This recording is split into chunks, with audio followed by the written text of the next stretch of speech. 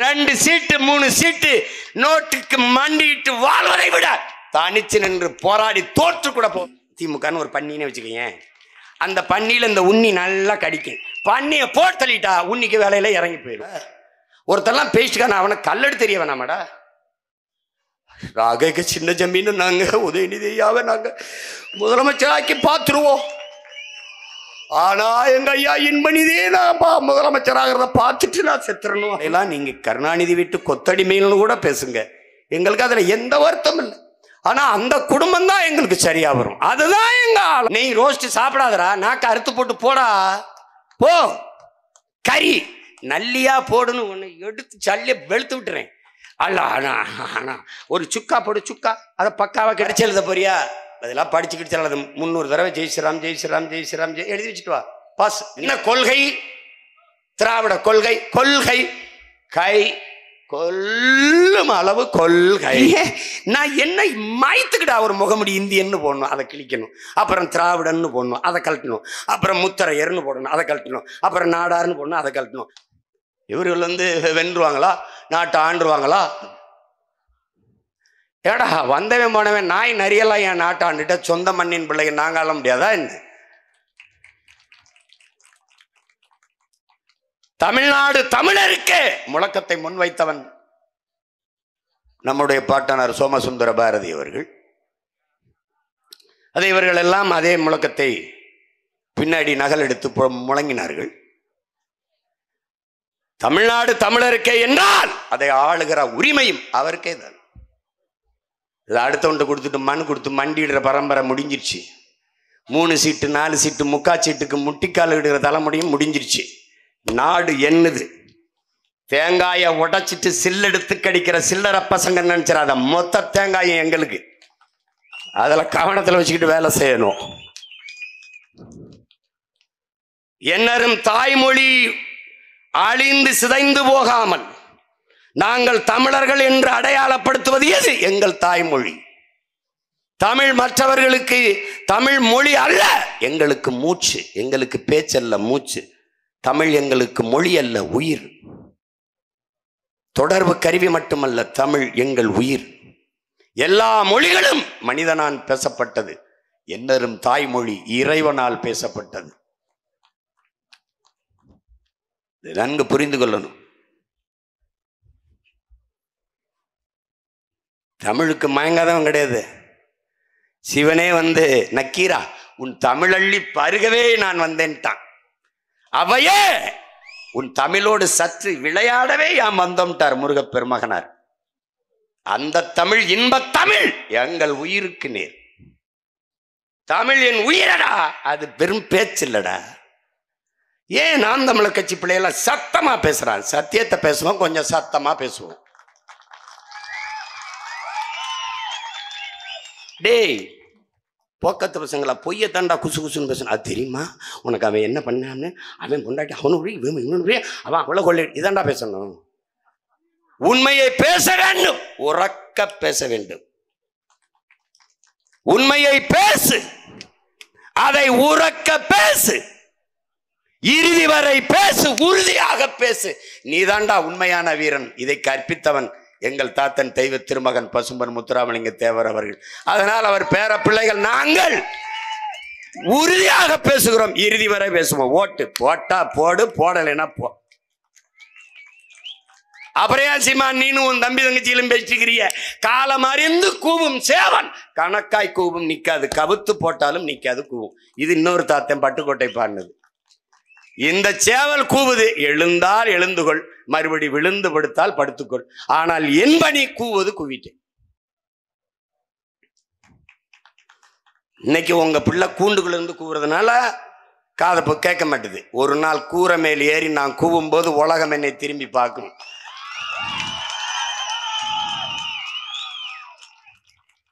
அதானே இருக்கிற இடம் கொஞ்சம் உயரம் குறைவா இருக்கனால தெரிய மாட்டேது சத்தங்க. ஒரு நாள் இந்த சேவல் கூரை மேல ஏறி கூவும், உலகம் தமிழ் பேரின மக்களை திரும்பி பார்க்கும்.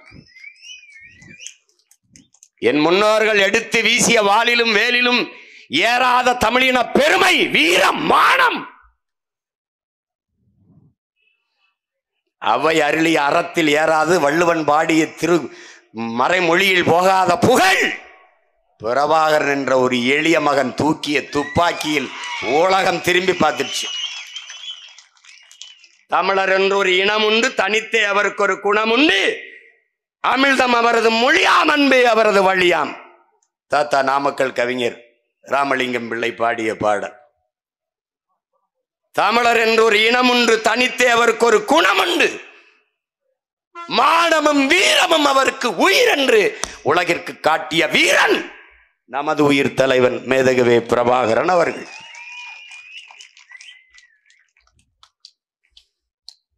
அறம், மானம், வீரம், இது மூன்றும் உயிரென்று வாழ்ந்த இனத்தின் கூட்டம் நாம் என்பதை மறந்துவிடக் கூடாது.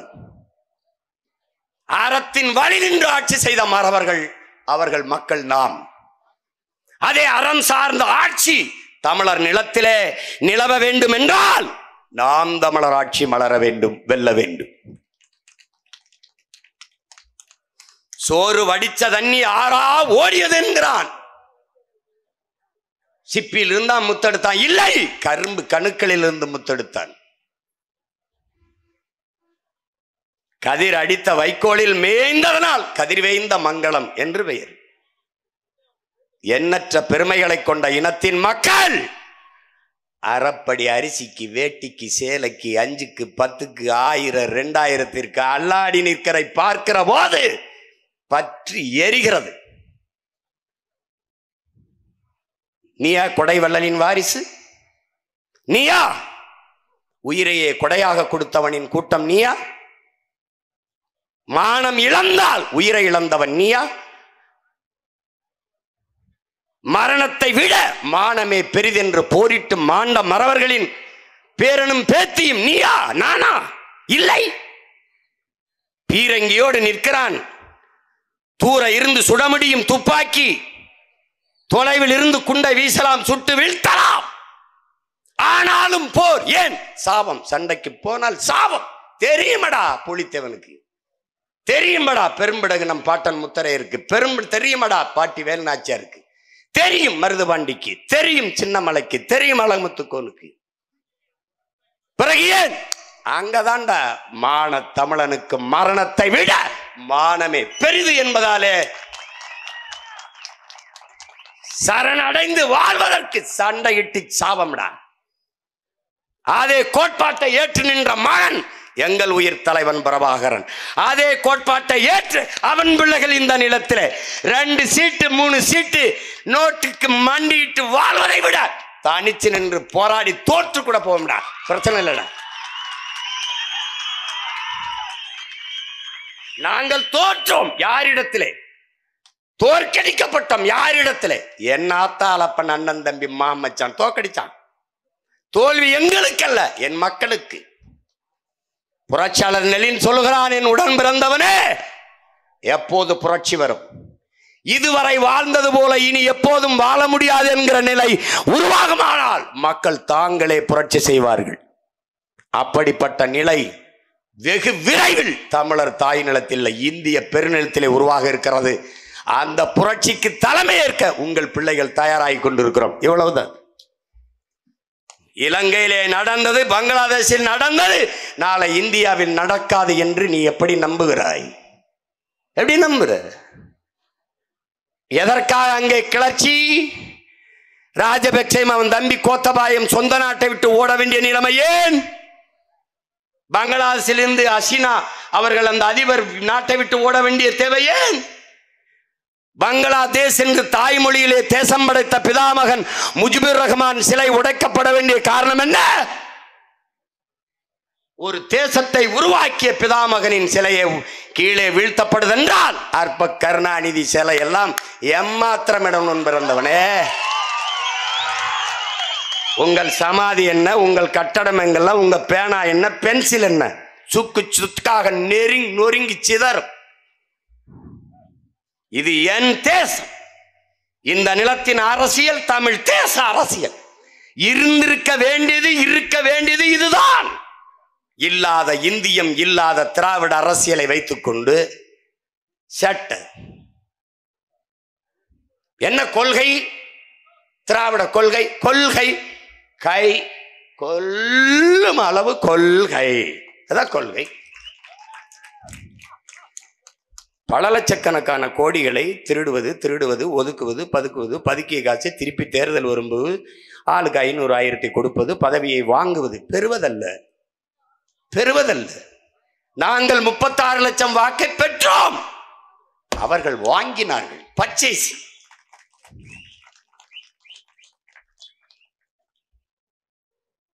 நாங்கள் என்ன செய்வோம் என்று என் மக்களுக்கு சொன்னோம். கருத்தியல் புரட்சியின் மூலமாக என் மக்கள்கிட்ட எடுத்து சொல்றேன். நாங்கள் வந்தால் என்ன நடக்கும்?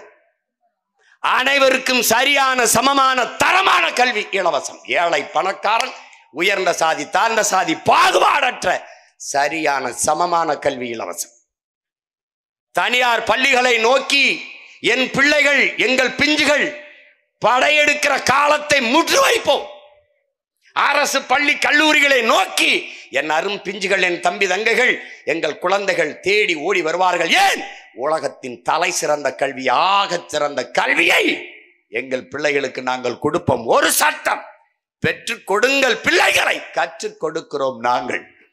பிள்ளைகள் உங்கள் வீட்டின் செல்வங்கள் அல்ல, தமிழ் தேசிய நாட்டின் செல்வங்கள். நாங்கள் கற்றுக் கொடுக்கிறோம். ₹1 கல்வி, ஆரம்ப கல்வி, ஆராய்ச்சி கல்வி வரை இலவசம். நீட்டு வேற எங்கேயாவது நீட்டு சட்டம். அவர் இந்தியாவை மதிக்கவில்லை. இந்தியாவிற்குள் தான் தமிழ்நாடு இருக்கிறதா? உங்கள் மகன் சீமான், இவ்வளவு காலம் இந்தியாவுக்குள் தான் தமிழ்நாடு இருந்ததா? பதிலாற்று இருக்கு. நான் இந்தியனா தமிழனா? இந்தியன்.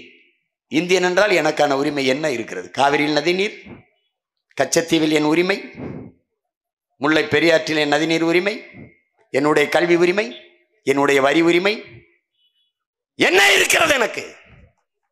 எப்போது நான் இந்தியன்? இந்திய கடலுக்குள் 850 மீனவன் சுட்டுக் கொல்லப்பட்டான் இலங்கை கடற்படை ராணுவத்தாரே. சத்து விழுந்த மீனவன் இந்திய மீனவன் என்று ஏன் ஒரு நாடும் ஏடும் பதிவு செய்யவில்லை? செத்து விழுந்தவன் தமிழ் மீனவன் என்று எழுதினீர்கள், பேசினீர்கள். அந்த இடத்திலே அருமை பெருமக்களே, உங்கள் இந்திய தேசியம் செத்து தமிழ் தேசியம் பிறந்து விட்டது. நான் இந்தியன் இல்லை, நான் தமிழன் என்று நீங்களே பறைசாற்றி விட்டீர்கள். That's all your honour. That's all. நாங்கெல்லாம் திராவிடர்கள், நாங்கெல்லாம் திராவிடர்கள். அப்படியா? காவிரியில் தண்ணி இருக்கும்போது திராவிடம் அடிச்சு ஏன் விரட்டுறேன்? சொந்த சகோதர சொந்த இன மக்களை ஏன் விரட்டுறேன்? எப்போது வந்தது திராவிடம்? திராவிட மொழி குடும்பம் எது? கன்னடம், தெலுங்கு, மலையாளம், துளு. என் தாய் யாரு? தமிழ். அப்ப நீ என்ன சொல்லியிருக்கும்? தமிழிய மொழி குடும்பம் அப்படிதான் சொல்லியிருக்கும். எங்கிருந்து வந்தது திராவிடம்? இவன் என்ன சொல்லுவான் தெரியுமில்ல? தமிழ்ல இருந்து தான் திராவிடம். தமிழ் திரிஞ்சு, நல்ல கவனி, தமிழ் திரிஞ்சு திரம்ளம் திரம்ளம் தமிழம் திரவிடம் திரவிடம் அப்படி திராவிடம் ஆயிடுச்சு. நான் திரிஞ்ச பாலையே பயன்படுத்த மாட்டேன், திரிஞ்ச என் மொழியை பயன்படுத்தணும். நான் என்ன மாய்த்துக்கிட்டா ஒரு முகமுடி இந்தியன்னு போடணும், அதை கிழிக்கணும். அப்புறம் திராவிடன்னு போடணும், அதை கழட்டணும். அப்புறம் முத்தரையர்னு போடணும், அதை கழட்டணும். அப்புறம் நாடார்னு போடணும், அதை கழட்டணும். அப்புறம் தேவர்னு போடணும், அதை கழட்டணும். அப்புறம் கோணார்னு போடணும், அதை கட்டணும். எல்லாத்தையும் கழட்ட வேண்டிய. இல்லை நீ இந்து, இந்த சந்துக்களை வச்சு அடிப்பான், அதை கழட்டணும். அப்புறம் இஸ்லாம், இல்லை அதை கழட்டணும். அப்புறம் கிறிஸ்தவன், அதை கழட்டணும். இவ்வளவும் கலட்டி நான் தமிழன் இல்லப்பா, நான் தமிழன். எப்படி இருக்கு? ஏண்டா எங்களுக்கு மட்டும் இவ்வளவு கொடுமை இருக்கு? நான் பிறப்பிலிருந்து இறப்பு வரை தமிழன். இந்த நிலத்தை விட்டு இதே இடம், இதே திருமயம் அரிமளத்தில் இருந்து, தமிழ்நாட்டில் இருந்து தாண்டி இந்தியாவில் எந்த மாநிலத்திற்கு நீ போனாலும், நீ யார்? கேரளாவில் போய் நின்று ஹூ ஆர் யூ, நீங்க யாருங்க? இல்லைங்க நான் முத்தரையருங்க, இல்லை நான் தேவருங்க, இல்லை நான் கோணாருங்க, இல்லை நான் கவுண்டரு, இல்லை நான் செட்டியாரு சொல்லிப்பார். பாண்டி, ஒரே வார்த்தை அவனுக்கு, நீ பாண்டி தான். ஆந்திராவுக்கு போ, கர்நாடகா போ. ஏடா அவன் அடிக்கிறவன் உன்னை தமிழன் தான்டா அடிக்கிறான். ஆமா தமிழன்னு சொன்னா உனக்கு வலிக்குது. அவன் தேவரை பார்த்து அடி, அங்க தண்ணி இருக்கிற கோணாரா பார்த்து அடிக்கல ராஜா. தண்ணி என்றால் தமிழன். இந்திய கடலுக்குள்ள படகுல போன மீனவனை நம்ம மீனவனை அடிக்கிறான், நம்முடைய சொந்தங்களை அடிக்கிறான். யார் அடிக்கிறா? இலங்கை கடற்படை இராணுவத்துக்கு உள்ள சீனை நிற்கிறான். சீனை அடிக்கும்போது இவன் என்ன சொல்றான்? இவன் சொல்றான், பிளடி இண்டியன்ஸ், ஃபூல் தமிழியன்ஸ் அப்படிங்கிறான். அவன் அந்த சிங்களம் தடுக்கிறான். No no no no no no, they are all Prabhakaran relations. எப்படி சொல்றான்? பிளடி இண்டியன், ஃபூல் தமிழியன்ஸ் அடிச்சான் அவன். அப்ப சிங்களம் தடுக்கிறான், சீனனை தடுத்து சொல்றான், no no, they are all Prabhakaran relations. S, we are all Prabhakaran relations. இன்னும் ராஜீவ்காந்தி பேரை சொல்லி ஓட்டுக்கு நான் கூப்பிட்டேன் காங்கிரஸுக்காங்களே. ராஜீவ்காந்தி பேரை சொல்லி ஓட்டு வாங்குற பார்ப்போம். ராஜீவ்காந்தியை கொண்டுட்டாங்கங்க பிரபாகரன் ஆளுக, விடுதலை புலிக, தமிழர்கள் சொல்லி ஒரு ஓட்டு வாங்க பார்ப்போம். அதெல்லாம் எதையும் பேச மாட்டேன். காவிரி தண்ணியை பற்றி பேசுவியா? கச்சத்தீவு மீட்பை பற்றி பேசுவா? ஈத்தனை பற்றி பேசுவியா? எதையாவது பற்றி பேசுவியா? பேச மாட்டேன். ஏன்? உனக்கு ஒரு பன்னி இருக்கு, திராவிட பன்னி. திமுகன்னு ஒரு பன்னின்னு வச்சுக்கோங்க. அந்த பன்னியில் இந்த உண்ணி நல்லா கடிக்கும். பன்னியை போட்டு தள்ளிட்டா உண்ணிக்கு வேலையில இறங்கி போயிடும். That's all. உனக்கிட்ட என்ன இருக்கு? ஒரு கொள்கை, ஒரு கோட்பாடு, ஒரு தத்துவம். 5 மணி நேரம் 50 மணி நேரம் இதே இடத்துல அரிமளத்திலிருந்து போயிட்டு இருக்க. நீ பேசு, ஒன்றும் கிடையாது. காசு வச்சிருக்க, தேர்தல் நேரத்தில் வீட்டுக்கு வீடு திருட்டுக்கோழி பிடிக்கிற மாதிரி. எத்தனை ஓட்டு? ஓட்டு கொடுத்துருப்பா. சமூக மறுமலர்ச்சி, மாற்றம், நல்லாட்சி கொடுத்த நாயகர்கள். ஆத்தாவுக்கு 1000 ரூபா கொடுக்குறதா சாதனை. அற்ப 1000 ரூபா அரசு. 1000 ரூபா என்னங்க? அவர் செத்து போயிட்டார், 1000 ரூபா. எங்க அவர் பொண்ணு தீக்குளிச்சிட்டு 1000 ரூபா. கேடு கட்டம். இதுல இருந்து என்ன தெரியுது? நீ யாருங்கிறத புரிஞ்சுக்க. அவன் பேச மாட்டான், உன்னை ஏற்க மாட்டான். கர்நாடகாவில் உன்னை அடித்து விரட்டும் போது இந்திய இராணுவம் வரல வேணாம், இந்திய துணை காவல் படை. ஓட்டு போடும்போது, வாக்கு போடும்போது உன் பாதுகாப்புக்கு வந்து நிற்கிற துணை இராணுவ படை. காவிரியில் தண்ணி கோக்கும் போது தமிழர்களை கன்னடர்கள் அடித்து விரட்டுவார்கள், அவர்களை பாதுகாக்க வேண்டும். அவர்கள் தமிழ் நாட்டின் குடிமக்கள், அவர்கள் காசிலே தான் இந்த நாடு இயங்குகிறது. அவர்கள் காசில தான் கர்நாடகக்காரருக்கும் நலத்திட்டத்திற்கு பணம் போகிறது. அவர்கள் காசில தான் இராணுவ வீரர்கள் நாமும் சம்பளம் வாங்குகிறோம். அவர்கள் உயிரை பாதுகாக்க வேண்டும் என்று என்னைக்காவது ஒரு நாள் உன் உயிரை பாதுகாக்க பெரிய இராணுவ துணை இராணுவ படையாது நின்றுக்கா? நீ ஓட்டு போடும்போது நிற்கிறான், உன் உயிரை காக்க நின்றுக்கானா? உன் முதுகில் அடிவிழும் போது எவனாவது ஒரு திராவிடனுக்கு, இந்தியனுக்கு வலிச்சிருக்கா? அருகில் இருக்கிற தெலுங்கருக்கு, அருகில் இருக்கிற மலையாளிக்கு வலிச்சிருக்கா? வலிக்காது. ஏன் வலிக்காது? எங்க உன் திராவிட இனப்பற்று? எங்க உன் திராவிட ரத்தம்? எங்க உன் திராவிட மொழி பற்றுங்க? ஏன்? அவன் கன்னடன், நான் தமிழன், அவ்வளவுதான். ஏன் நாங்க வலிக்குது கத்துறோம்? உலகத்தில் எங்கு தமிழனின் மேல் அடிபட்டாலும் இந்த தமிழ் பிள்ளைகளுக்கு வலிக்கும். ஏன்னா ரத்தம் ஒன்று. ஆனா எங்க புரட்சி பாவலன் சொல்றான், அனுபவித்து படனடா, வலியின் மொழியாக படனடா. எங்கு பிறப்பினும் தமிழன் தமிழனே, இங்கு பிறப்பினும் அயலான் அயலானேங்கிறான். தமிழன் பெருமைக்குரியவன். ஏன்? தமிழ் பெருங்குடியில் அவன் பிறந்ததனாலேயே தமிழன் பெருமைக்குரியவன். இதை உணராம நீ இல்ல, நீ பறையிரு, இல்ல நீ தேவை, நீ என்ன கொஞ்சம் தாழ்ச்சி, நீ என்ன அடிமை நாயில என்னடா முன்னடிமை பின்னடிமை? உன்ட்ட அதிகாரம் இருக்கா? அதிகாரம் இருக்கா? மெய்யனது என்ன முதலமைச்சரா இல்ல துணை முதல்வரா? ஒரு அமைச்சர் அதையும் என் தம்பி வெற்றி செலஞ்சோர மாதிரி எடுத்து விட்டு மகனு கொடுத்துட்டு அப்படி நாளைக்கு முதலமைச்சர், துணை முதல்வர். ஒரு கேள்வியை தன்மானம் இருக்க தமிழ் தம்பிதங்கள் கேட்கணுமா? இவ்வளவு பெரிய நாட்டில் இல்லாத ஒரு துணை முதல்வர், ஒரு டிப்டி சீஃப் மினிஸ்டர் கருணாநிதி வீட்டில் தான் இருக்காராடா. ஏன்னா உங்களுக்கு மானம், சூடு, சொர்ணம் எதுவும் இல்லையாடா? ஒருத்தெல்லாம் பேசிட்டுக்கான அவனை கல்லெடு தெரிய வேணாமாடா? ராக சின்ன ஜமீன் நாங்க உதயநிதியாவை நாங்க முதலமைச்சராக்கி பார்த்துருவோம். ஆனா எங்க ஐயா இன்பனிதே நான் முதலமைச்சராகிறத பார்த்துட்டு நான் செத்துறணும். நேற்று வேற பெருமையா பேசுறாரு, எங்களையெல்லாம் நீங்க கருணாநிதி வீட்டு கொத்தடிமைன்னு கூட பேசுங்க, எங்களுக்கு அதுல எந்த வருத்தம் இல்லை. ஆனா அந்த குடும்பம் தான் எங்களுக்கு சரியா வரும், அதுதான் எங்க ஆளணும். ஏண்டா உன் பொண்டாட்டி உள்ள உன் குடும்பம் கூட சரியில்லையாடா? அவன் வீட்டுல எப்படி அவங்க ஆத்தால பழம் சோறு போடுறான், பொண்டாட்டி உள்ள சோறு போடுறது, அவன் பிள்ளை எல்லாம் சாப்பிட்டுறாங்க.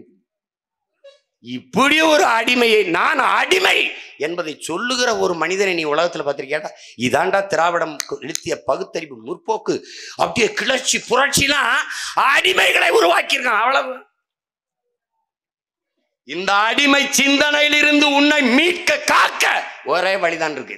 நாம் தமிழர் கட்சி வெல்லணும், ஆளணும்.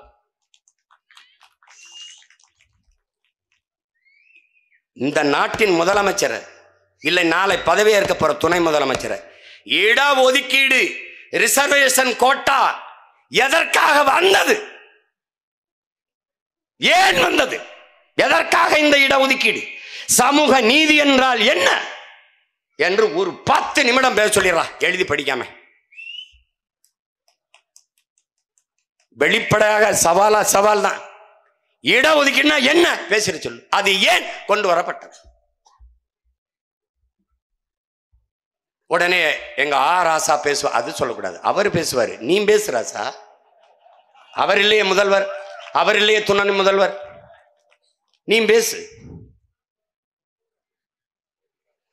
வகுப்பு வாரி பிரதிநிதித்துவம் ஏன்? எது சமூக நீதி? பல ஆயிரம் ஆண்டுகளாக கல்வி மறுக்கப்பட்ட சமூகத்தின் மக்கள் நாங்கள். கல்வி கற்க கூடாது. மீறி படித்தால் வாயாலே தின்று வாயாலே மலம் கழிக்கும் வவ்வாலை போல வவ்வால் முகத்தை கொண்ட மைத்ராச ஜோதிகன் என்ற பேயாக அடுத்த ஜென்மத்தில் பிறப்பா என்று மனு தர்மம் எங்களை எழுதி வச்சு, அடுத்த ஜென்மத்தில் நீ நாயா போ பேயா போ, இப்பிறவியில் படித்து மனிதனா போ என்று எங்கள் முன்னவர்கள் படிக்க வைத்தார்கள். அப்படி படிக்க வைத்த பெருமக்களில் எங்கள் தாத்தா ரெட்டமலை சீனிவாசனும், அயோத்தியாச பண்டிதரும், MC ராஜாவும், பெருந்தலைவர் காமராஜரும், தெய்வ திருமகனும், எங்கள் பாட்டனார் வாவுசியும் எண்ணற்ற பெருமக்கள். ஒருத்தர் 2 பேர் இல்லை. எதையும் பேச மாட்டான். பெரியார் அப்பெரியார் பெரியார். எல்லா வேதனைக்கும் ஒரே மருந்து பிஜேபிக்காரனுக்கு ராமர். ஜெய் ஸ்ரீராம். எவனாவது ஒரு பிஜேபிக்காரன் இப்போ ஜெய் ஸ்ரீராம் சொல்கிறான், நான் படுறா டேய் டேய் என் தம்பி தங்கச்சியில் ஒருத்தன் ஏன் மார்க்கெட் இல்லை, கோயிலை வச்சு குருட்டிக்கிட்டு இருந்த வண்டி ஓட்டிக்கிட்டு இருந்தான், கோயில் கட்டி முடிச்சாச்சு, முடிஞ்சிருச்சு, பிரச்சனை முடிஞ்சிருச்சு, முற்று பெற்றுருச்சு. ராமர் கோயில் இருக்கிற தொகுதியில அகிலேஷ் யாதவ் ஒரு தாழ்த்தப்பட்ட ஒரு மகனை பொது தொகுதியில் நிறுத்தி வென்றுவிட்டார். கோயில் கட்டினவர் கோயந்தா வைத்தார். அதோட ராமர் மார்க்கெட் இல்லை. மார்க்கெட்டில் அதை நடிகனை வைத்து யார் படம் எடுப்பா? எடுக்கல. யாராவது இப்ப ஜெய் ஸ்ரீராம் பேச சொல்லு. இதே எல்முருகன், அருமை சகோதரர் எல்முருகன், என்னங்க விலைவாசியில் அவர் ஜெய் ஸ்ரீராம் ஜெய் ஸ்ரீராம், என்னங்க அந்த பொண்ணை அப்படி கதற கற்பழிச்சு விட்டாங்க, ஜெய் ஸ்ரீராம் ஜெய் ஸ்ரீராம் பேட்டியில் இருக்குங்க, அவர் சொல்லிட்டு ஓடுனது ஜெய் ஸ்ரீராம் ஜெய் ஸ்ரீராம். அது மாதிரி நீங்கள்லாம் உங்களுக்கு பிரச்சனை என்னன்னு தெரியாம வேலை இல்லை, ஜெய் ஸ்ரீராம் ஜெய் ஸ்ரீராம் 3 தடவை சொல்லு. பரிச்சை எழுத போறியா? அதெல்லாம் படிச்சுக்கிட்டு அது 300 தடவை ஜெய் ஸ்ரீராம் ஜெய் ஸ்ரீராம் ஜெய் ஸ்ரீராம் எழுதி வச்சுட்டு வா, பாஸ், நீ பாஸ்.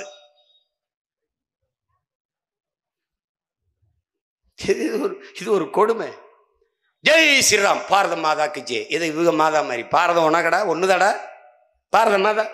மணிப்பூர்ல 2 பெண்ணை நிர்வாணமா வீதியில் இழுத்துட்டு போய் வன்புணர்வு செய்து தீ வச்சு கொளுத்துன நீ பாரத மாதா ஜெய் போடுற. மருத்துவ கல்லூரியில் படிச்சுக்கிட்டு இருந்த பிள்ளைய கூட்டு வன்புணர்வு செய்து கொண்டு விட்டு நீ பாரத மாதாக்கு ஜெய். 8 வயசு பிள்ளை ஆசிவாவை கோயிலுக்குள்ள வச்சு 22 பேர் கைய காலை உடைச்சு செதைச்சு கொண்டு நீ பாரதி மாதாக்கு ஜெய். நல்ல வேலை அந்த பாரத மாதா உயிரோடு இல்லை, அது கற்பனை. உயிரோடு இருந்தா கதற கற்பழிச்சு கொண்டிருப்பாங்க. எப்படி இருக்குது பாரு. இது ஒரு கொடுமை, இது ஒரு கொடுமை. இப்ப அதை பேச மாட்டான். அந்த கோயில் முற்று பெற்றுச்சு, அது நெறிஞ்சு மறுபடியும் இப்ப என்ன ஜெய் ஜெகநாத். ஒரிசால இருக்கிற பூரி ஜெகநாதருக்கு வந்துட்டான் ஜெய் ஜெகநாதர். அது மாதிரிதான் இந்த திராவிடன் ஒவ்வொரு நேரத்தில் ஒன்று பேசுவான்.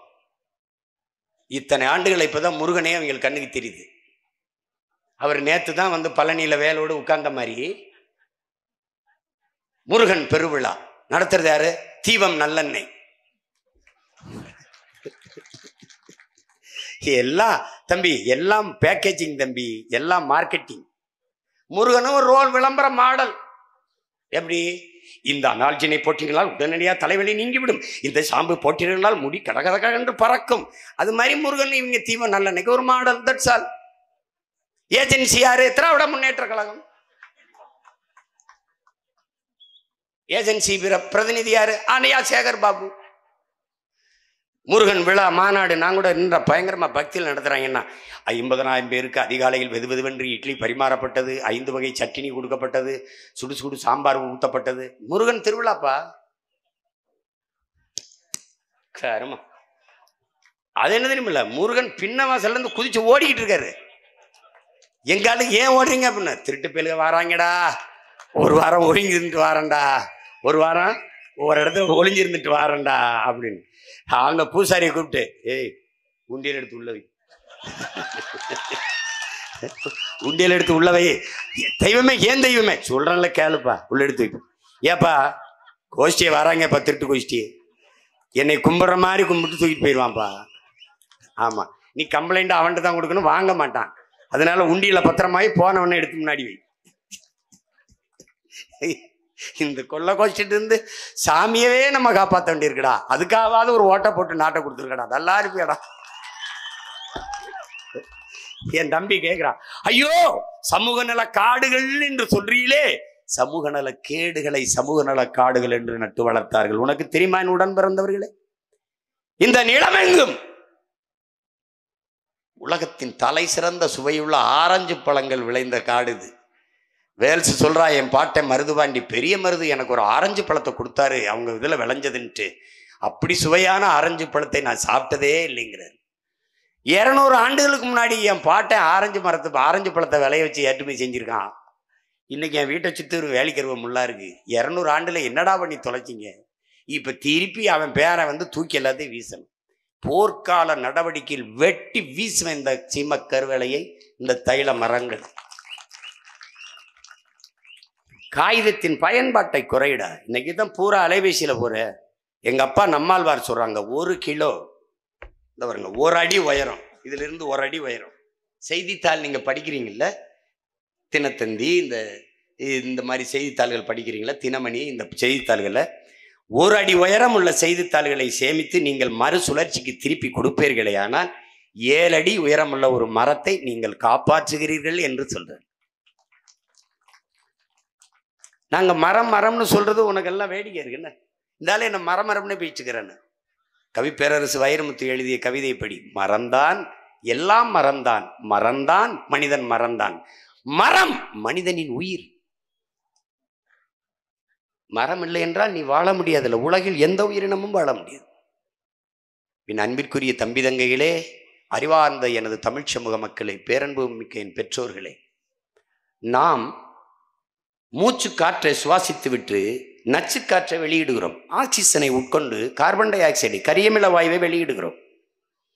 இந்த மரங்கள் செடி கொடிகள் எல்லாம் கரியமில வாயுவை, நச்சு காற்றை சுவாசித்து நற்காற்றை, மூச்சு காற்றை, ஆக்சிஜனை வெளியிடுகிறது.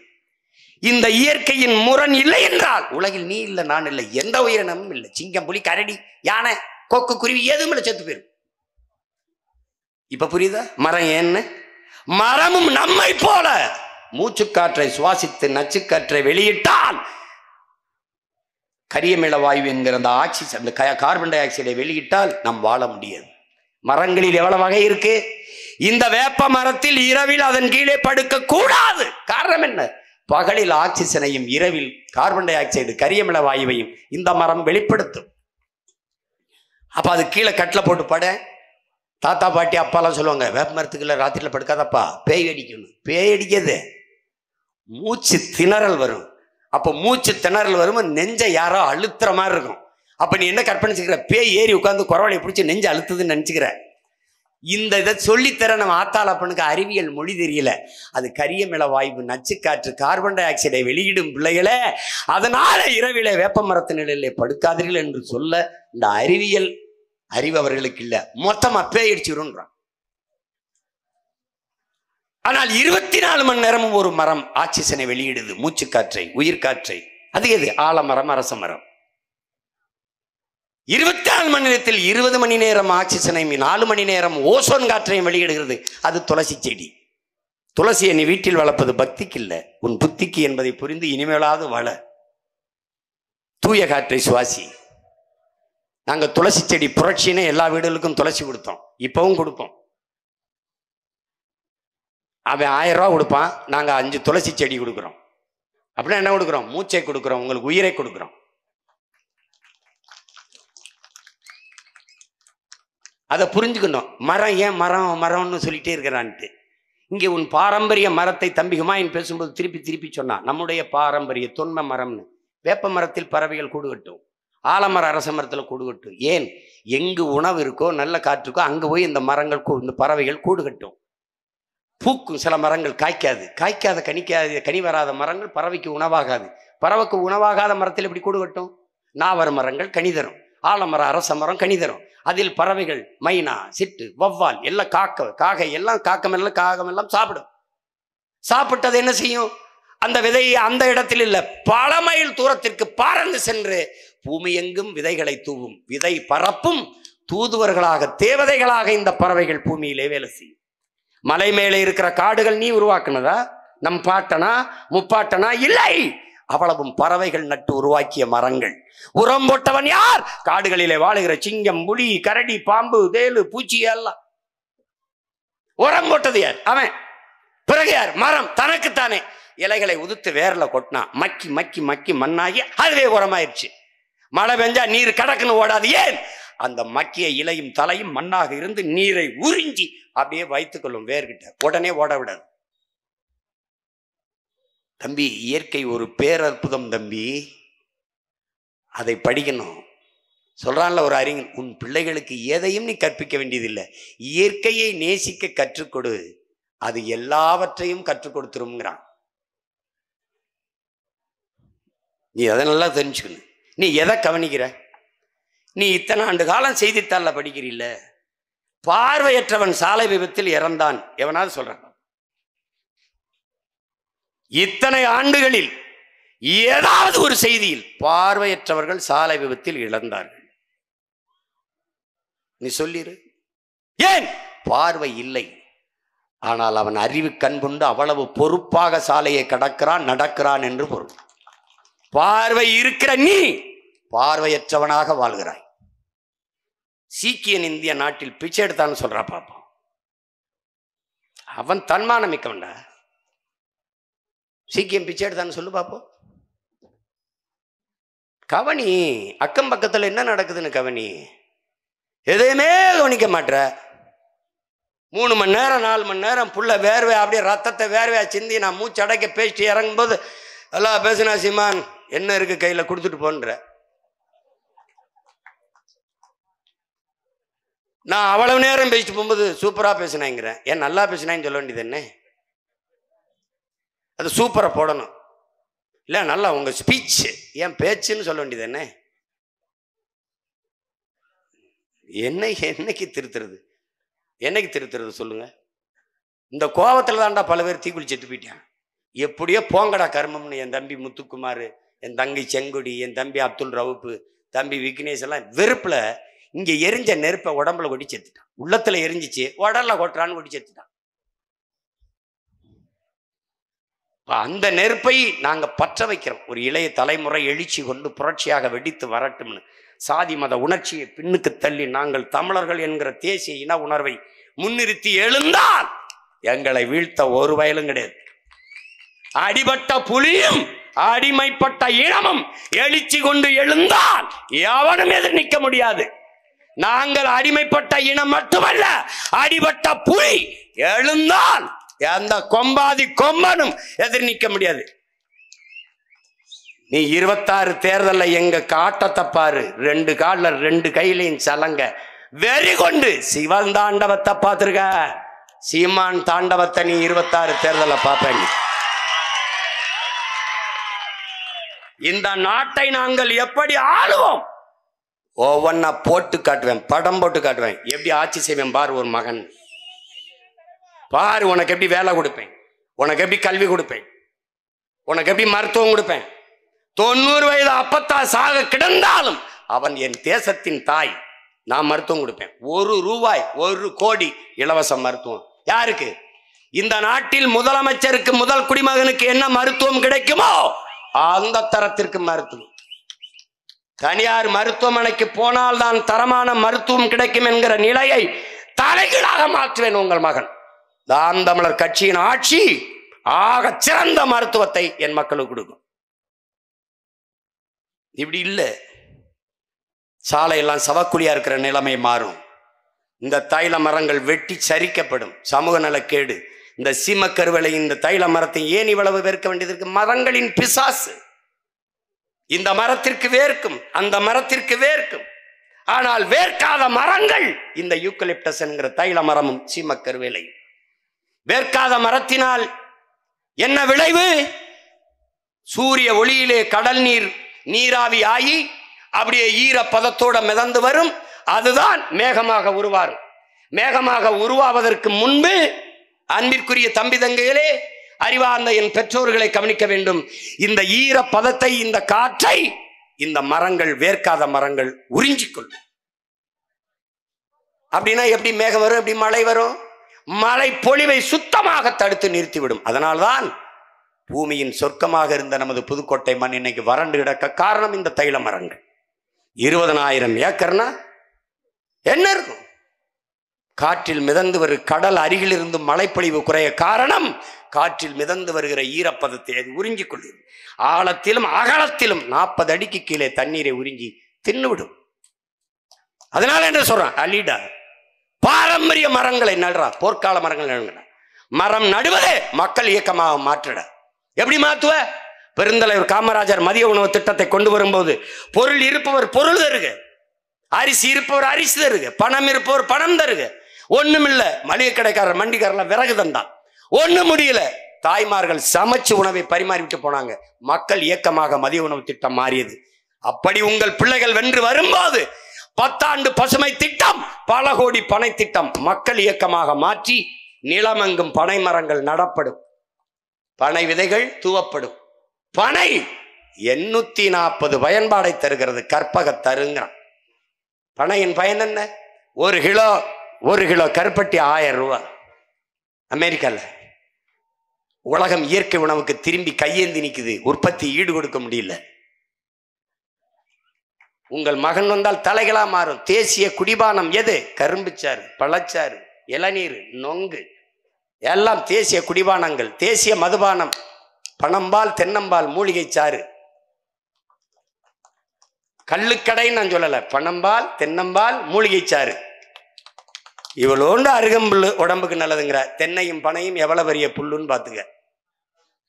நம் தாய்ப்பால் போல அதன் பால்.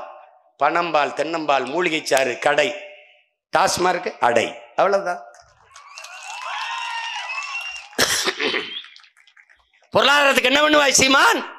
9 லட்சம் கோடி பால் சந்தை இருக்கு. 9 லட்சம் கோடி பால் இருக்கு. நான் ஆடு மாடு வளர்ப்பேன். நான் வளர்ப்பேன்னா அப்படி பண்ணுவேன். அரசாங்க வேலை. புதுக்கோட்டையில அரிமளத்திலேயே அங்கேயே படித்தவர் படிக்காதவர் அனைவருக்கும் அரசு வேலை. இனி படிக்காதவரே இல்லை என்கிற நிலையை உருவாக்குவது எங்கள் அடுத்த வேலை. வரும். எப்படி சீமான வேலை? இங்கேதான் போடுவேன்ல. 20,000 ஏக்கர்ல நீ யூக்கலிப்டஸ் பண்ண மரத்தை நட்டு நாசமாக்கும் போது அந்த 20,000 ஏக்கரிலே இயற்கை வேளாண் கூட்டுப்பண்ணையை நம்மாழ்வார் மகனால் உருவாக்க முடியாதா? ஒருங்கிணைந்த பண்ணை. வா, கீரையில் எத்தனை வகை இருக்கு, ஆடு மாடுல எத்தனை வகை, அங்க ஓங்கோல், கிரு எல்லாம் இருக்கு. வா, எருமை இருக்கு, எருமைப்பால் என்ன, பன்னிக்கிரி இந்தா இருக்கு, நாட்டுக்கோழி இந்தா இருக்கு, வேற என்ன வேணும், மீன் இந்தா, குளம் இந்தா இருக்கு, வேற என்ன வேணும், எல்லாம் இருக்கு, எல்லாம் இருக்கு. ஆடும் மாடும் மாடு அல்ல, கேடில் விழிச்செல்வம் கல்வி ஒருவருக்கு, மாடல்ல மற்றையவை. கல்விதான் மாடுனனுக்கு சிறந்த செல்வம். ஆனால் மாடும் நம் செல்வம். யாரு? நம்முடைய மூதாதை வள்ளுவ பெருமகனார் தந்தருடைய மறைமொழி போதிக்குது. மாடு நம் செல்வம். நடமாடும் வங்கிகள், மொபைல் பேங்க் என்கிறார்கள் அறிஞர் பெருமக்கள். பாலும் கோழி முட்டையும் இருந்தால் நாட்டில் பசி ஏது? யார் என்னோட வாதிடுவது? பால் முழு உணவு. நீ பழச்சாறு குடி, இளநீர் குடி, கழிவு வராது. எந்த திரவ உணவிலும் வராத கழிவு பாலில் வரும். நீ 3 வயது வரை உணவு உண்ணவில்லை, தாயின் மார்லை பால் தான் குடித்தாய், ஆனால் கழிவு போனா. ஏன்? பால் புரதச்சத்துள்ள முழு உணவு. அந்த பால் இருக்கும் போது என் பிள்ளைகள் பசி என்ற சொல்லை மறந்து விடுவார்கள். தமிழ்நாட்டில் பசி என்ற வார்த்தை ஒழிக்கப்படும். பசி வந்தால் 10 பறந்து விடும் என்கிறார் அவை பெருமாட்டி. மானம், குடிப்பிறப்பு, தானம், தவம், கல்வி, காமம், தொழில், முயற்சி 10 பறந்து விடுங்கிறா. அப்படின்னா நீ மனுஷனாவே இருக்க மாட்டேங்கிறா. அப்ப பசியை ஒழித்து நான் என் மக்களை மனிதர்களாக்குவேன். என்ன பண்ணுவேன்? நானே வேளாண்மை செய்வேன். அரசு பணி. சிரிப்பானே. வீட்டுக்கு ஒரு கோழி கொடுத்தில்ல, நாட்டுக்கோழி, ஒரு மாடு கொடுத்தில்ல, ஒரு ஆடு கொடுத்தில்ல, என்ன சொல்லி கொடுத்தாய்? வறுமை போகும் என்று சொன்ன. நீ வீட்டில் வளர்க்க மாடும் ஆடும் கோழியும் கொடுத்தாய், நான் அதே நாட்டில் வளர்க்கிறேன், வறுமையை ஒழிக்கிறேங்கிறேன். இவ்வளவுதான். நீ கொடுத்த ஆடு மாடும் கோழின்னு வளருதா? இல்லை.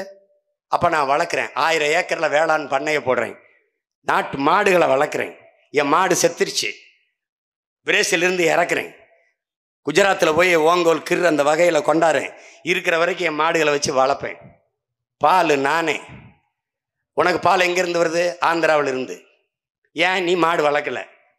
அப்படின்னா மானஸ்த நீ பால் குடிக்காதரா, நெய் திங்காத, நெய் ரோஸ்ட் சாப்பிடாதரா, நாக்க அறுத்து போட்டு போடா, போ.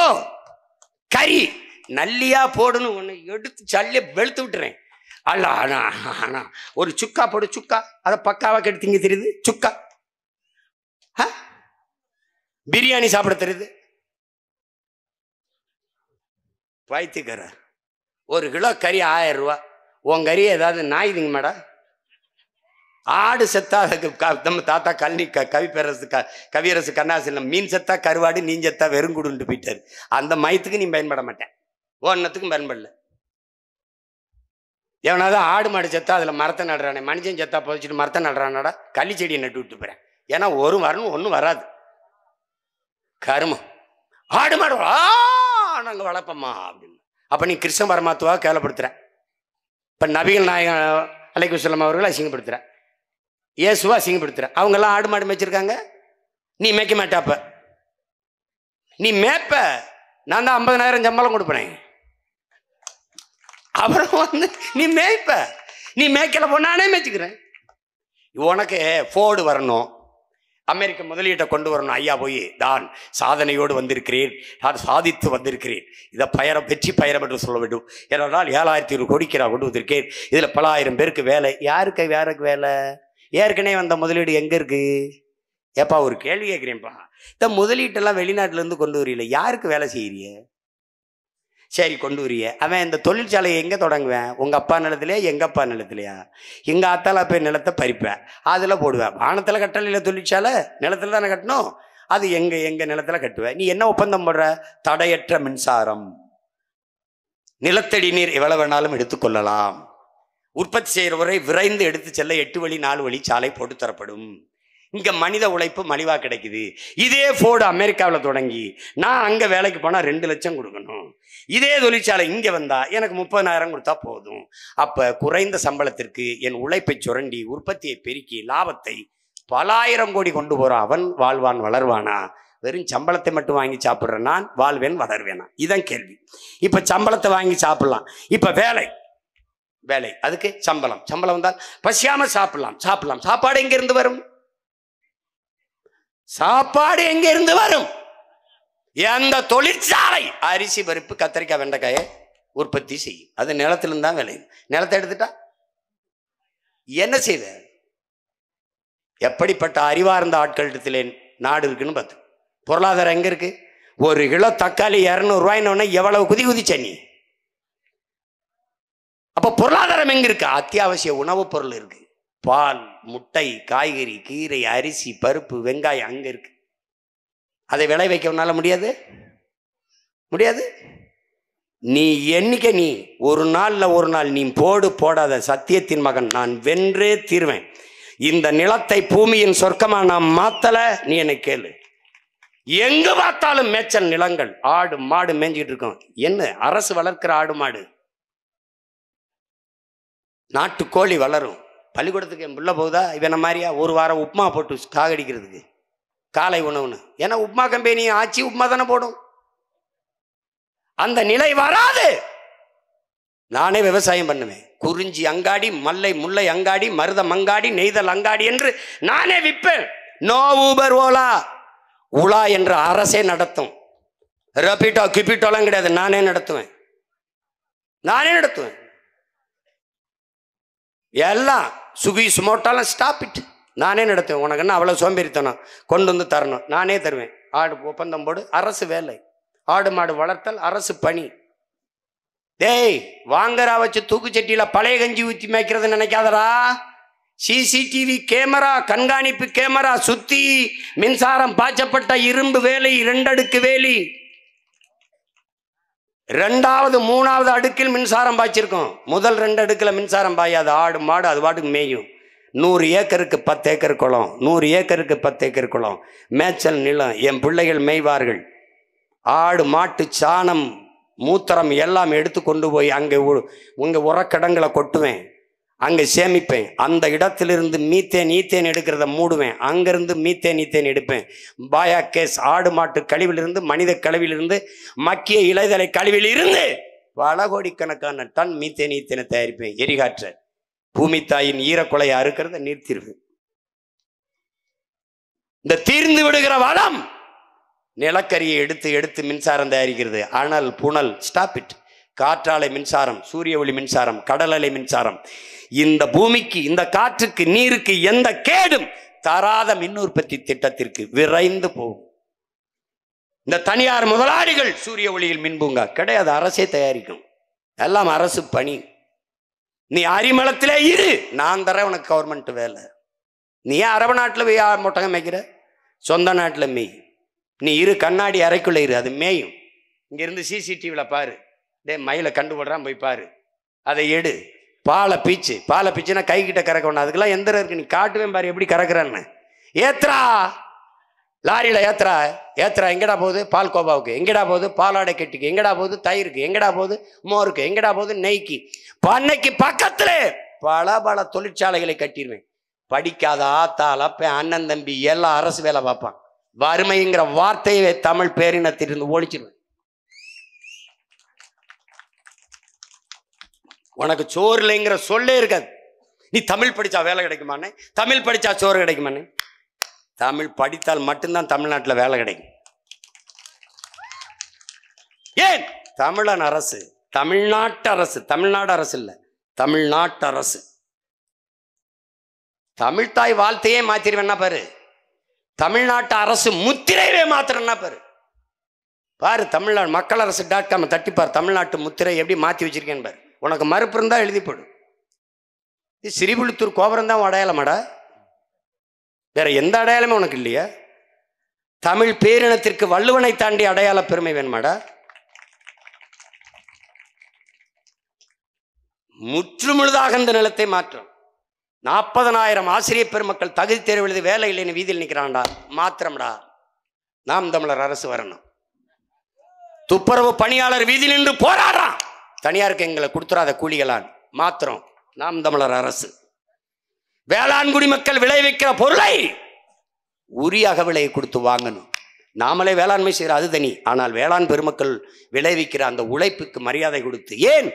எல்லாரும் மனிதர்கள் செய்கிற தொழிலை செய்கிறார்கள். வேளாண் பெருங்குடி மக்கள் விவசாயிதான் தெய்வத்தின் தொழிலை செய்கிறார்கள். தம்பி, உழவு இல்லை என்றால் உணவு இல்லை, உணவு இல்லை என்றால் உயிர்கள் இல்லை, உயிர்கள் இல்லை என்றால் உலகம் இல்லை. அதனால் உழவை மீட்போம், உலகை காப்போம் என்ற முழக்கத்தை முன்வைத்தவர்கள் உங்கள் பிள்ளைகள். அப்படின்னா வேளாண் குடிமக்கள் விளைவிக்கிற பொருளை உரிய விலை கொடுத்து வாங்கி பாதுகாக்க சேமிப்பு கிடங்குகள். புதுக்கோட்டை மாவட்ட தலைநகரில் இல்லை, ஒன்றிய தலைநகரிலேயே சேமிப்பு. எது எது திணை வாங்கினா, வரகு வாங்கினா, சாமை வாங்கினா, கேழ்வரை வாங்கினா, நெல் வாங்கினா பாதுகாப்பேன். நீ அப்படி இல்லையே, என்னுடைய நெல்லை வாங்கி வீதியில் ஒரு தார்பாய் போட்டு மூடி விடுற, மழை பெய்யும், தார்பாய் பறந்துருது, முளைச்சிக்கு நிற்குது. ஆனால் நீ டாஸ்மாக் சிறக்க குளிரூட்டப்பட்ட அறைக்கில் வச்சு பெட்டி பெட்டியாக பாதுகாத்து வைக்கிற. எப்படி? சாராயம் ஊற்றி கொடுக்குறவன் அரசு வேலை பார்க்க வைக்கிற. நான் சாப்பாடு உலகத்துக்கு போடுற சம்சாரி அரசு வேலை ஆக்கணும்னு நினைக்கிறேன். நீ ஆடு மாட்டுக்கு ஊசி போடுற டாக்டர், வெட்டினியர் டாக்டர் அரசு வேலைன்ற, நான் ஆடு மாடு வளர்ப்பவனே அரசு வேலைங்கிறேன். உனக்கு சிரிப்பா இருக்கு, 5 ஆண்டு என்கிட்ட கொடு, 5 ஆண்டு இந்த பிள்ளைகள்கிட்ட கொடு. நீ வருத்தப்படுவ.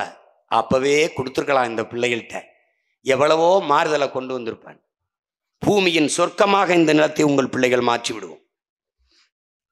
எங்கு பார்த்தாலும் மேய்ச்சல் நிலம், எங்கு பார்த்தாலும் காடுகள், எங்கு பார்த்தாலும் நீர்த்தேக்கங்கள்.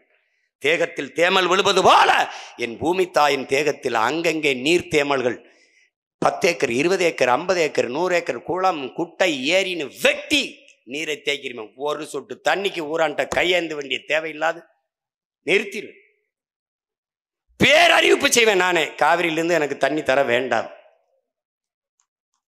நானே சொல்லிடுவேன். எப்படின்னு சொல்றேன் பாரு, சொல்றேன் பாரு. மீனவனை தொடுறானே, மொட்டை அடிக்கிறானே,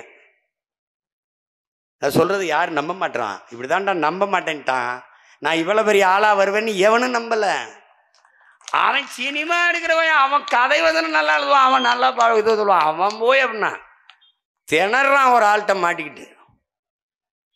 என்ன செய்யறது தெரியல. எப்படா இந்த 8 விழுக்காடு வாங்கினா அப்படின்னு.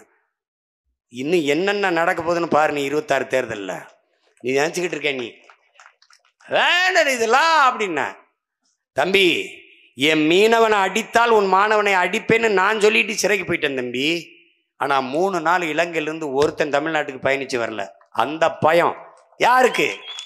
இந்த பயம். அது இந்த பயம் இவர் தந்த பயம். அவர் மகன் என்ன ஆட்டம் காட்டுவேன்னு அவனுக்கு தெரியும். உன்கிட்ட கேட்குறேன், கேரள மீனவர்கள் எல்லை தாண்டி போறானா இல்லையா? போறான். அப்போ அவனை ஏன் தொடறது இல்லவன்? ஏன்னா அவனுக்கு பெத்தவனே அப்பனா இருக்கான். நமக்கு ரொம்ப நாளா மற்றவனே அப்பனா இருக்கான். புரியுதா? அவன் தொடமாட்டான். அப்ப பிரச்சனை சிங்களனுக்கு என்ன? எல்லை தாண்டி வர்றவன் மீனவன்கிறது பிரச்சனை இல்லை, எல்லை தாண்டி வருபவன் தமிழன்கிறது பிரச்சனை.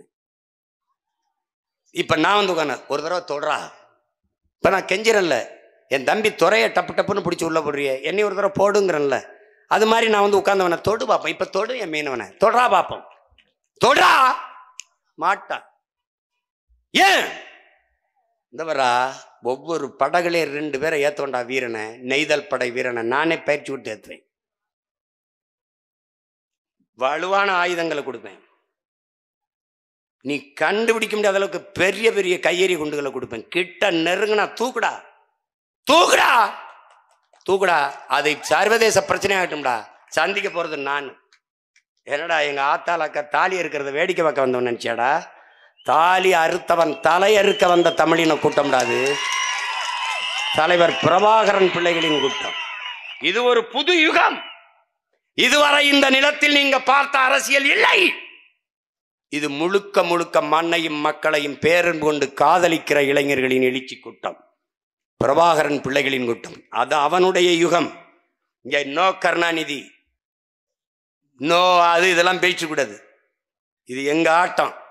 இந்த ஆட்டத்தில் ஒரு தடவை கொடுத்து பாரு, எப்படிப்பட்ட ஆட்சி நடக்குதுன்னு மட்டும் பாரு. நோ ஊழல் லஞ்சம், தொட்டா தொலைச்சு போடுவேன். இந்த கூட்டு வன்புணர்வு, 6 வயசு பிள்ளையை கெடுத்து விட்டான், கொண்டு விட்டான். செத்து கிடக்கும்போது வீட்டில் போய் மாலையை வைப்போம். தொட்டவனை கொன்று புதைச்சிட்டு வந்தா அடக்கம் பண்ணுவோம். ஒருத்தன் செய்ய மாட்டான். No rowdy element, no rowdyism செய்யணும்னே இருக்காது.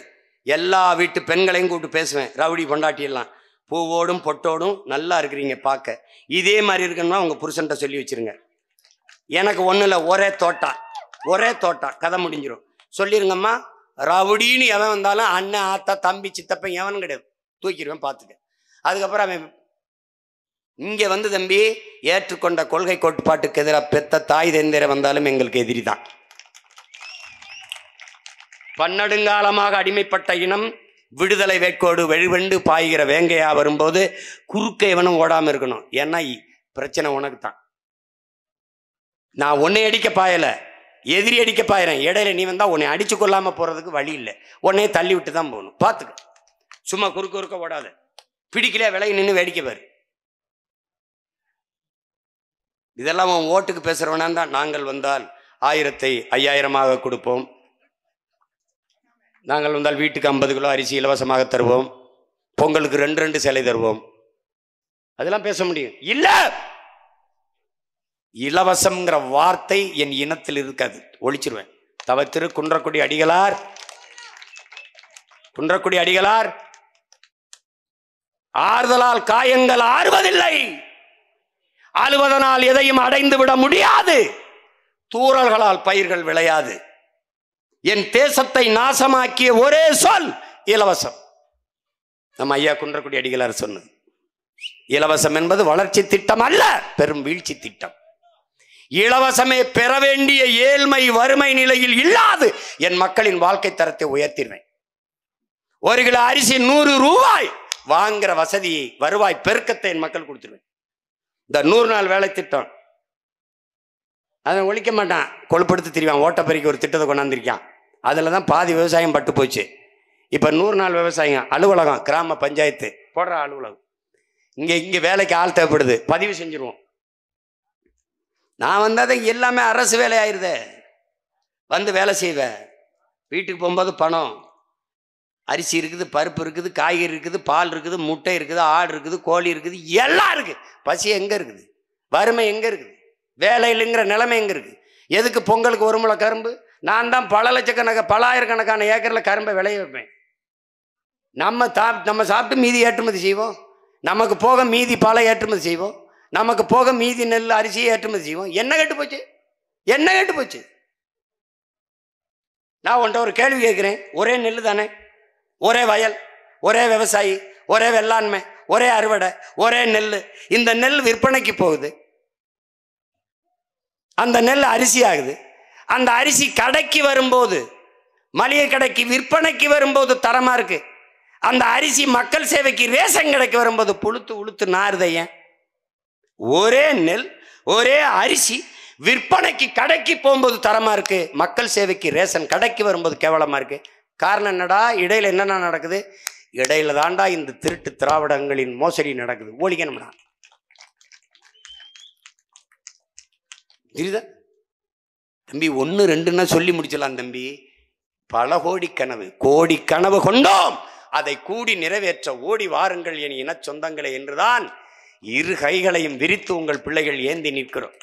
நாங்கள் கேட்பது உங்கள் வாக்கை அல்ல, வருங்கால தலைமுறை பிள்ளைகளின் வாக்கை, ஓட்டல்ல, இந்த மண்ணின் மக்களின் உரிமையை. அதை புரிந்து கொண்டு அன்பு தமிழ் சொந்தங்கள், ஏன் நாம் தமிழர் சொந்தம் வெல்லணும்? மருத்துவர்கள் வீதியில் போராடுகிறார்கள் ஊதிய உயர்வு கேட்டு, அதை சரி செய்ய. பழைய ஓய்வூதியம் கொடுக்க வேண்டும், அதை சரி செய்ய. போக்குவரத்து தொழிலாளர்கள் எங்கள் பிடித்த பணத்தை கொடுங்கள் 7500 கோடியை, அதை நிறைவேற்ற. ஹேங்மேன்ஸ், மின்துறையில் பணியாற்றுகிற பணியாளர்கள், அவர்கள் கோரிக்கையை நிறைவேற்ற. மாணவர்கள் கல்வி கடன் கிடையாது, கல்வியை கொடுப்பது அரசின் கடன். கடன் வாங்கி கல்வி கற்கிற நிலையிலே ஏன் என் நாட்டின் பிள்ளைகள் இருக்க வேண்டும்? நிலையை மாற்ற, எல்லாத்தையும் சரி செய்யணும். செவிலிய பெண்கள் பணி நிரந்தரம், அதை நிறைவேற்ற. பணியிட மாற்றமா பணம் பெறுவது, பணி நியமனமா பணம் பெறுவது, ஊழல் லஞ்சம்ங்கிற சொல்லில்லாத ஒழிக்க ஒரே வழி, நாம் தமிழர் கட்சி வெல்ல வேண்டும், ஆள வேண்டும். இதை தவிர வழி கிடையாது. அப்ப என்ன வழி? எதுக்கு வெல்லணும்னு நீ இதுவரை அனுபவித்த கொடுமை, துயரம், கேவலம், எல்லாவற்றுக்கும் காசு காசு காசு. கேவலமான ஆட்சி முறை. குடிக்க நீர், படிக்க கல்வி, எரிக்க தடையற்ற மின்சாரம், பயணிக்க நல்ல பாதை, நஞ்சில்லாத உணவு, அதுவே நம் கனவு என்ற நம் பாப்பா நம்மாழ்வாரின் கனவை நிறைவேற்ற உன்னிடத்துல விதை கிடையாது. சின்சண்டோ மான்சாண்டோ நிறுவனத்துக்கு வித்தாச்சு.